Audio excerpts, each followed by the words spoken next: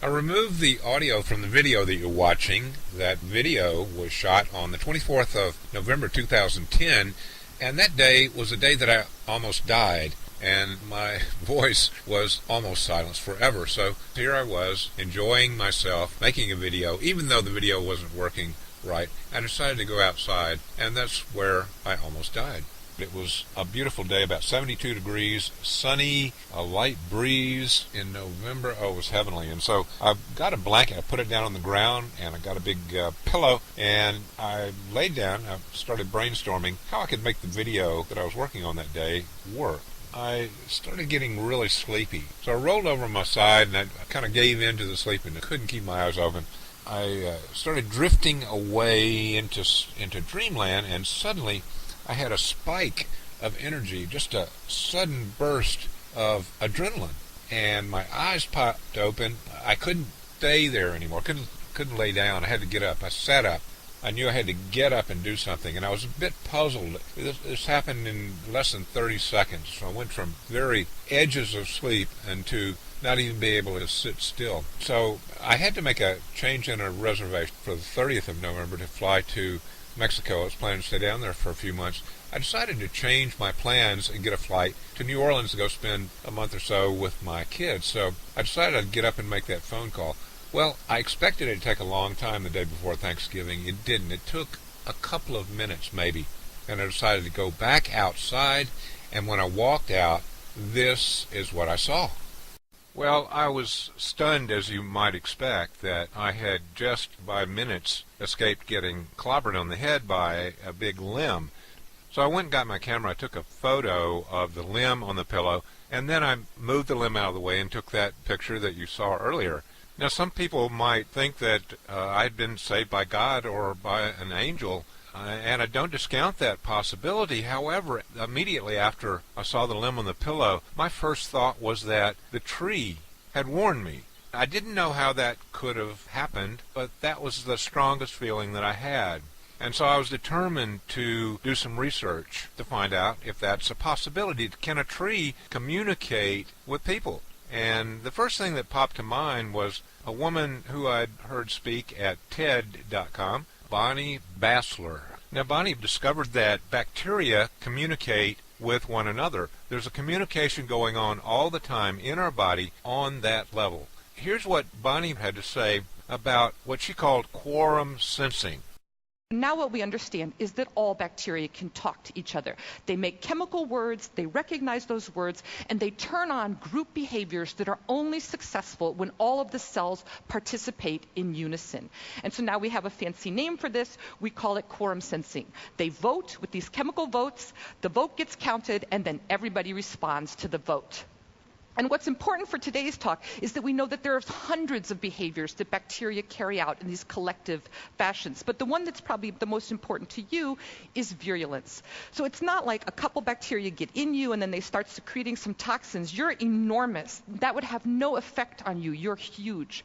But what they do, we now understand, is they get in you, they wait, they start growing, they count themselves with these little molecules, and they recognize when they have the right cell number that if all of the bacteria launch their virulence attack together, they're going to be successful at overcoming an enormous host. Now, I had heard Bonnie Bassler's presentation previously in 2009, and when I listened to it again, searching for clues on how the tree might be communicating with me, I heard something totally different in the excerpt that I just presented to you that I didn't hear in 2009. And it absolutely floored me. It stunned me. Because there is a spiritual principle that says, as above, so below. And so I've had an interest in cell life and life on that level, on the atomic level and on the cosmic level, the universal level, looking for clues to help understand how to live on the human level. And what I heard this time echoed what is happening on the human realm that has never happened before, at least in recorded history. We are gathering together in social media sites social networking is happening at an accelerating rate, just like bacteria spreading. And so what I heard, that it's just a matter of time before social groups act like bacteria and come together and attack organizations or institutions or even countries. So that was fascinating when I discovered it, but it didn't answer my question. Could this communication level happen between trees and people?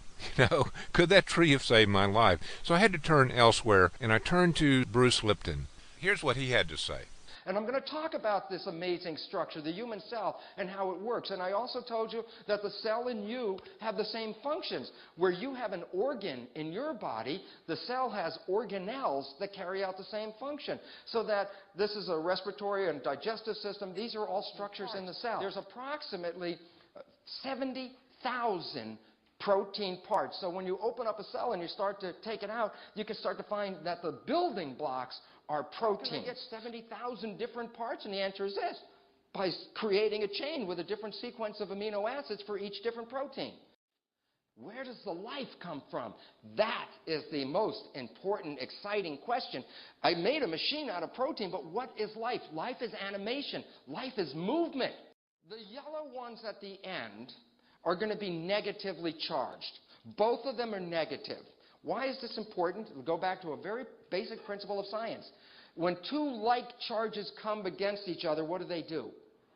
They repel each other. And two opposite charges, what do?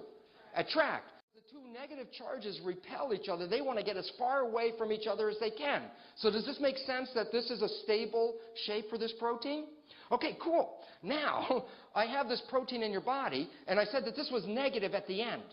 And this is an environmental signal, and I'm going to talk about environmental signals.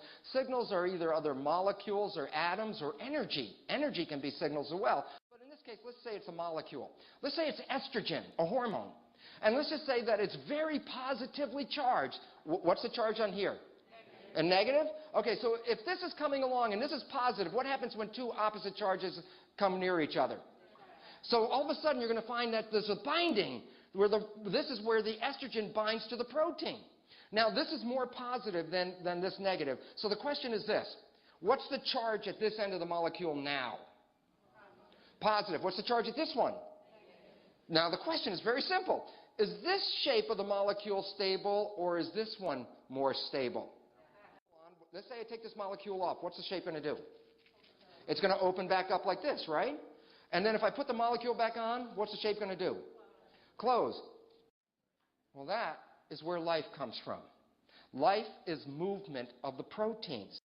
Now, I had already known about Bruce Lipton. I had watched that series, but again, I was looking for something in particular. How could the tree communicate with me? And the key there was environmental signals. If an environmental signal came to me from the tree and triggered just a small change in a single protein, then it could trigger an avalanche of activity. And in fact, that's what I suspected, that some kind of environmental signal, it could have been just energy, or it could have been a particle. And in quantum physics, a particle can become a wave. It can be a form of energy and then manifest as a particle. But I knew that I was getting hot. There was some kind of environmental signal that triggered a single action or reaction in a protein, in a cell, that sent a signal to my adrenal glands to dump a load of adrenaline in my body.